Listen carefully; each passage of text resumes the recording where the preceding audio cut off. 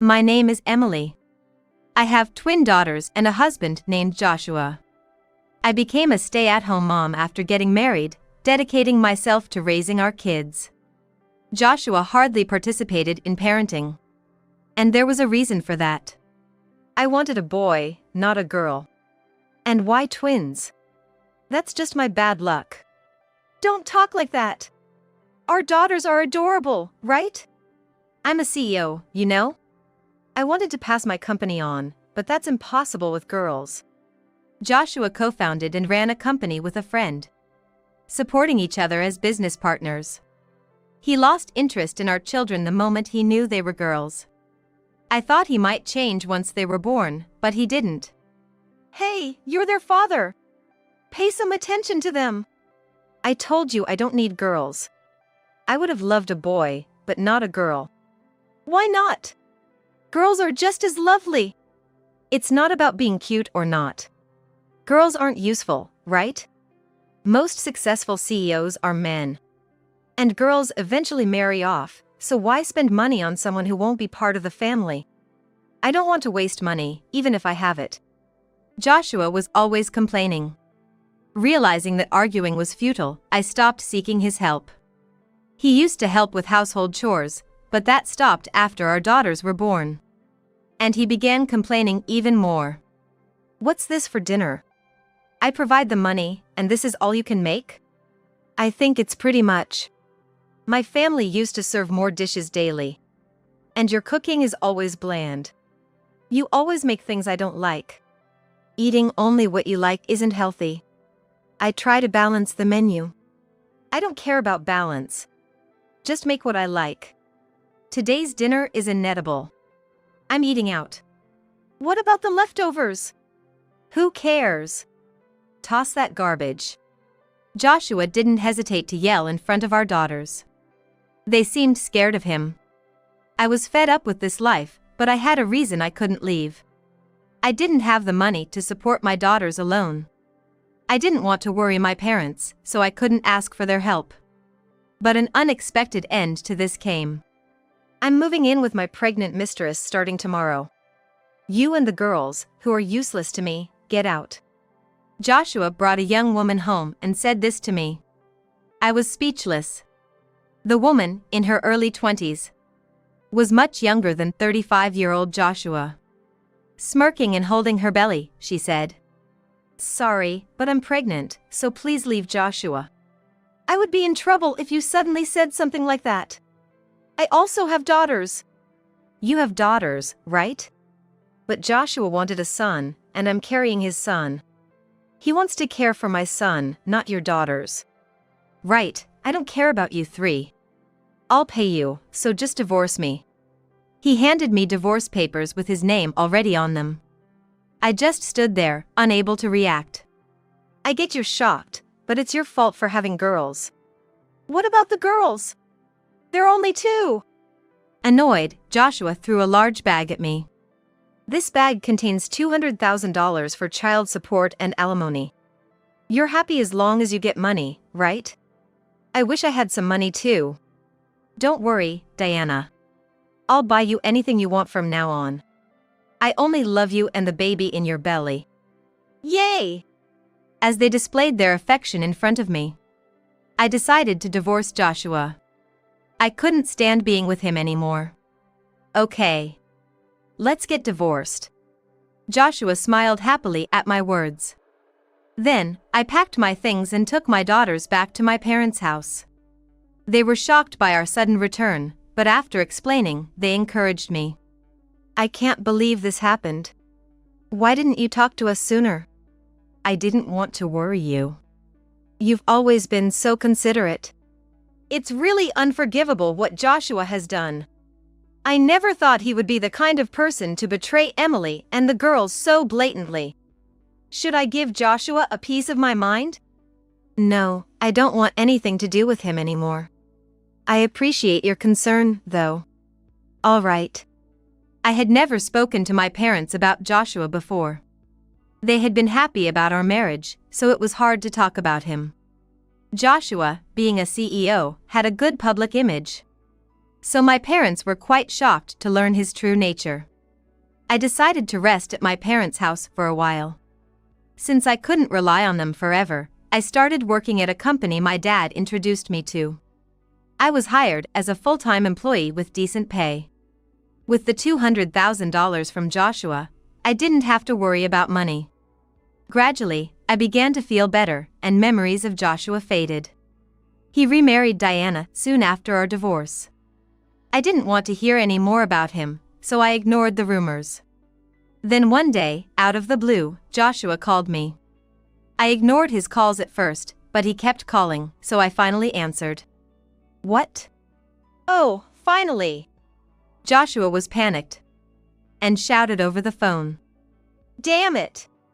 I was deceived by that woman. You mean Diana? Yes. I thought she was having a boy, but it turned out to be a girl. You didn't know until the baby was born? No, the baby was always a girl. She showed me fake ultrasound pictures from the internet. She lied to marry me. Well, that means Diana really wanted to marry you. Isn't that a happy thing?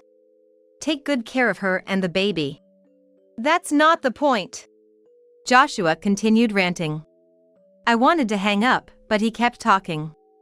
He told me things I didn't know. But honestly, I didn't care. She didn't love me, she loved my money. She lied about the baby being a boy just to marry me. But the baby is still yours, right? Yeah. I investigated and it turns out the baby is mine. Then you should take responsibility and raise her. Parenting is hard, but you should work together with Diana. But Diana ran away. What? I was shocked to hear that. When I listened to his story, it revealed that Diana had fled after her lies were exposed, leaving the baby behind. I spent over $200,000 on her, even bought her a car. That's too bad. Now I'm broke. She took all my savings. I can't help you with that. You should work hard from now on. Hey, you're my ex-wife. Can't you show a little concern? Why would I care about my ex-husband who cheated and kicked me out? Honestly, I think you got what you deserved. What? When did you become so cheeky? Maybe living with you twisted my personality a bit. Anyway, I don't want to know about you. So goodbye. Hey, wait. Joshua called out, but I unilaterally hung up the phone and set it to block his calls. Initially, I never thought Joshua would contact me after our divorce, so I had forgotten to set the block. However, Joshua wasn't the type to give up easily. Incredibly, he showed up at my parents' house with his former mother-in-law, holding the daughter he had with his mistress, Diana. His former mother-in-law was the stereotypical meddling mother-in-law. During our marriage, she often said things like, "You're not good enough for Joshua and it's shameful to have daughters." It seems she always doted on Joshua since he was good at academics. Indeed, Joshua was talented, but being spoiled by his mother might have turned him into a selfish man. My parents tried to send the two away, but they wouldn't leave, so I had to deal with them. As soon as they saw me, they started shouting. You! Ignoring my calls. Yeah. Joshua is offering to get back together with you, so stop being stubborn and accept it. You can't live without Joshua's financial support, right? I have no intention of getting back together. Could you please leave? You're causing trouble, I said firmly, glaring at them. I had never stood up to them during my marriage, so they seemed a bit surprised. What? That's no way to talk to your mother-in-law. We came all this way to give you a chance to make things right. Nobody asked for this. It's actually a nuisance. I'm happy living with my parents and daughters. Please don't bother us. But you're not working, right? The money I gave you will run out eventually. Haven't you thought about what happens then? Your parents won't live forever. They might pass away any day now. Could you please not say such disrespectful things in front of my parents? I'm working at a company my father introduced me to, and I'm not without income. Working? I bet the company you work for isn't anything special. You can't support 2 daughters on just $2,000. Actually, I'm making about $6,000 net. What? He had always looked down on me, but I had a decent income even before we were married. I used to be a systems engineer with considerable experience. The company I'm working for now hired me for my skills, though having a connection through my father also helped. Joshua, who runs an IT company, should have known how much I earned when I was single, but apparently, he didn't. I thought that he had some idea of how much money I earned when I was single, but apparently that wasn't the case. He seemed to have a preconceived notion that women equal low income. You're earning that much? Yes. I'm valued at the company and earn more than other mid-career employees. What? Joshua clicked his tongue in frustration. Clearly upset that a woman he looked down upon was somewhat successful. But $6,000 isn't enough to raise 2 kids, right? So far, it hasn't been a problem. Are you guys the ones in trouble? Did you come here thinking I would help you? I don't need you. I came here to offer you a chance to get back together. I know about your company. Huh? When I mentioned his company, it made him visibly pale. Right now, your staff has reduced significantly, and you're barely avoiding running at a loss. You've been going out for sales yourself since you don't have many sales employees left. How do you know that? I work in the same industry, so I inevitably hear things.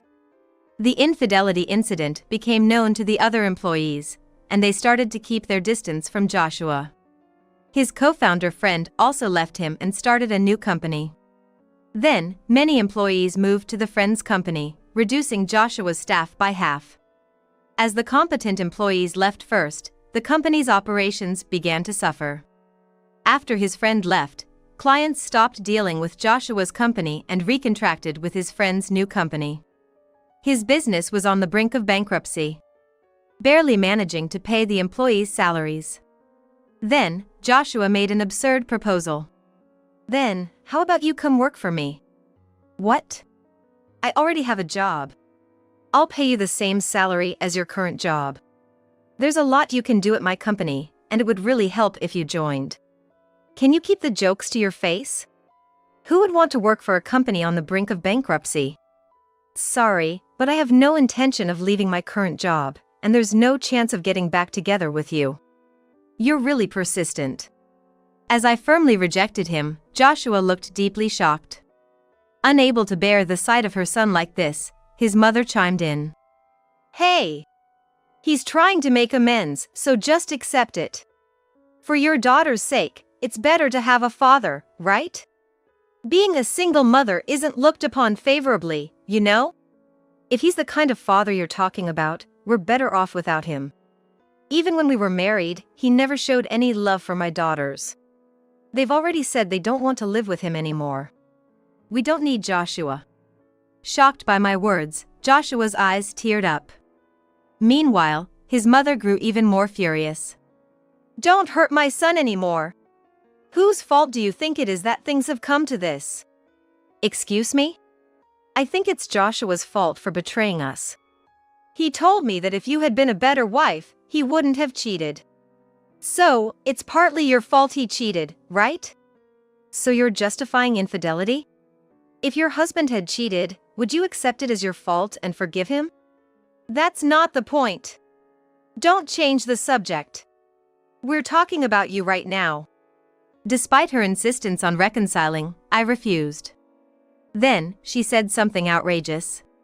If you won't get back together with Joshua, return the $200,000.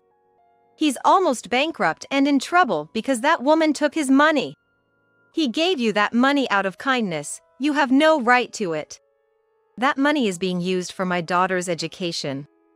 Joshua gave it to me as alimony and child support. Considering it's for their support until they're 20, I'd say it's actually not enough. You're trying to take more money from him? Are you a monster? I won't do that. It doesn't seem like he would pay even if I asked. Then get back together with my son. You're the one who should be raising your daughter. Talking to her was just going in circles and a waste of time. I was so frustrated with her unreasonable behavior that I could only sigh. My parents were getting irritated with them for not leaving. Can you please leave now? We have nothing to discuss with you. Stop meddling in our daughter's life. We don't want our daughters and granddaughters living with such unreasonable people. Please leave. How dare you call your daughter's parents unreasonable? Like a parent, like a child, I see. That's our line. Who shouts loudly in someone else's house, especially on a Sunday morning? You're the ones lacking common sense. It was about 8 a.m. on a Sunday. They had arrived around 7 a.m. And we had been talking for almost an hour. As I wondered what to do, my daughters came from behind. They had been asleep but woke up because of the noise at the front door. Dad and Grandma? Seeing them, the girls made a face of clear distaste. They disliked not only their father but also their former grandmother, who never showed them affection and always had snide remarks. Joshua's mother, like Joshua, had wanted a boy for succession. Seeing his daughters, Joshua, already disheartened, clung to them. It's been a while. I came to pick up the three of you. I've missed you both. He spoke with a forced smile, but the girls didn't respond. They just stared at him with serious faces. What? What are you doing here? I came to see you.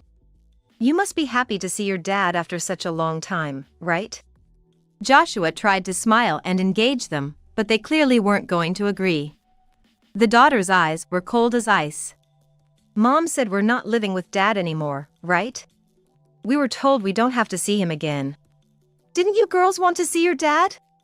We don't want to. He's always mean to Mom. And we don't like Grandma either, she always makes Mom cry.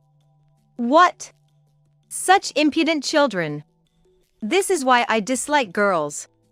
Daughters are just not lovable. That's why we don't like it when you always say girls this, girls that. Grandma, you're a woman too, right? If women are bad, does that mean Grandma is bad too? The former mother-in-law was silenced by my daughter's argument, unable to retort. Then Joshua tried again to speak to them. If you live with Dad, I'll buy you anything you want. You wanted a playset, right? We got the playset from Grandma, so we don't need it. Well, how about a video game then? It is coming for Christmas, so we don't need it either. Don't say such sad things. If you're with your father, you can have anything you want. You girls have a lot of things you want, right? Even if we want things, we don't want Dad. If it means living with Dad, we don't need toys or games.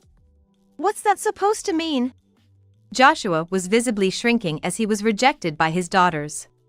Then they suddenly left and returned, taking surprising action. Get out, mean monster who hurts Mom. Time to defeat the mean monster. The girls had brought dolls and started throwing it at Joshua and his mother, mimicking a scene they saw on TV where villains were sprinkled with salt. Stop that, both of you! Grandma is getting angry. Grandma is always angry. Just leave. You brats. I won't hold back just because you're kids. The former mother-in-law lashed out in a rage, trying to grab them. My father intervened, stopping her from hitting the girls. How dare you treat my granddaughters like that? It's their fault for throwing something. You and your family are uneducated. I'll take these kids and educate them properly. Joshua's mother tried to forcibly take the girls, who were strong until now but began crying.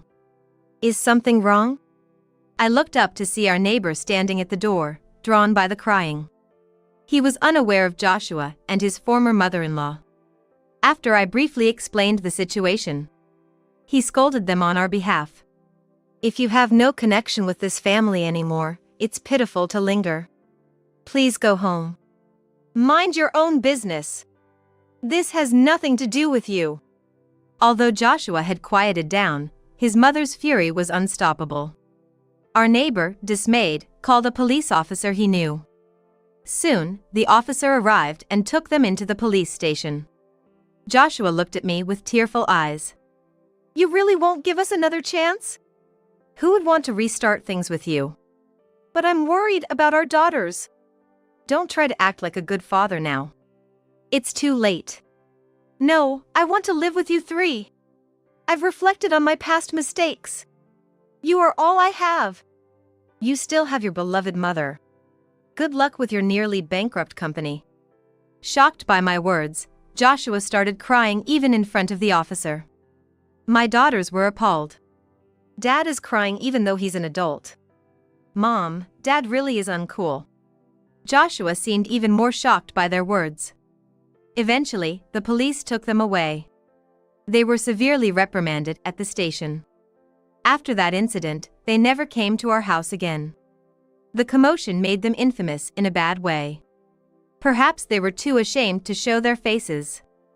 I didn't want to see them again, so maybe it was for the best. From what I heard, Joshua lost contact with the woman and was left to raise his daughter alone. His company failed, and he was saddled with debts. The company also had some debt, so it seems that he had to take on debt. The woman had also made debts in his name, adding to his troubles. My former mother-in-law, having sided with Joshua, was abandoned by her husband. She was divorced and kicked out of the house. Later, my former father-in-law apologized. A sensible man, unlike the other two. He had scolded Joshua when we decided to divorce. Now, Joshua and his mother live together, barely getting by with her looking after the child and him working part-time. Given her age, it's unlikely she can continue much longer. As for me, I'm living peacefully with my parents and daughters. Watching my girls grow up is my greatest joy. Work is going smoothly, and I'm engaged with a sense of fulfillment. I want to keep moving forward, always remembering to be grateful to those who support me.